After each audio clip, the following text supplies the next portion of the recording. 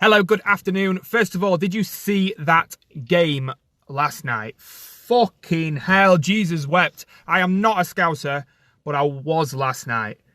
Woo! Now, I am just at the gym after doing yoga this morning, ready to film a few exercises for Free Workout Wednesday, which I'm going to send out later, link in bio. And I wanted to talk about a little quote today by a young man called Tony Robbins. Now, you may have heard of Tony Robbins, you may not have, it doesn't really matter. What matters is that I was reading one of his books last night and he came up with this quote which I thought was fucking cool, and it was that everyone is entitled to their own opinions, but not their own facts. Now, that was a cool quote, and I'm going to tell you why. In the fitness industry, in the area that I work in, we have a lot of people, as we probably do in loads of different industries as well, to be fair, that watch a couple of YouTube videos, form an opinion, and think that that trumps everything else. Now, it's cool to have your own opinion on things. It's cool to make your own mind up about things and not just, drink the Kool-Aid or, consume whatever's put in front of you without some critical thought. But in the fitness industry, from personal experience, there seems to be a lot of people who are going out of their way to mislead people and dispute some fundamental truths and some facts about how to lose weight, how to get in better shape, that kind of thing. And it's probably true across a lot of different areas. So as I've spoken about before, the first thing that comes to mind on this issue for me is the nutrition side of the fitness industry, which is massively hotly debated, and it's rife with people dressing their opinions up as fact.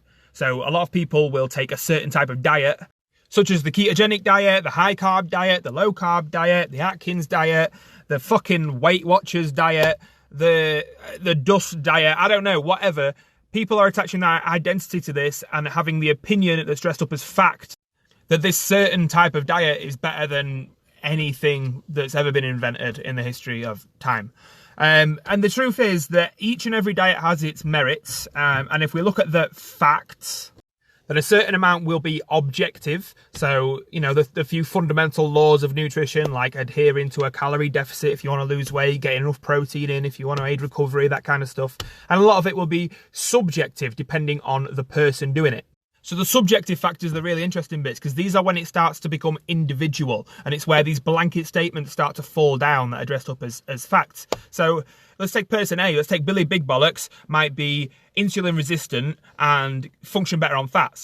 But if you look at Billy Little Bollocks, then he might function terribly on fats. He might really, function better on higher carbs and be able to perform better in the gym and have more mental clarity. It's subjective. And then just to confuse things, you can look over there and see Billy medium-sized bollocks, and he functions better on intermittent fasting. He likes not eating for 16, 14, 18 hours, whatever, and then getting all his food in one window. It is subjective. So while the size of your bollocks probably don't really make that much of a difference to your dietary choices, what does matter is your goal, your physiology, what you function well on, and your lifestyle.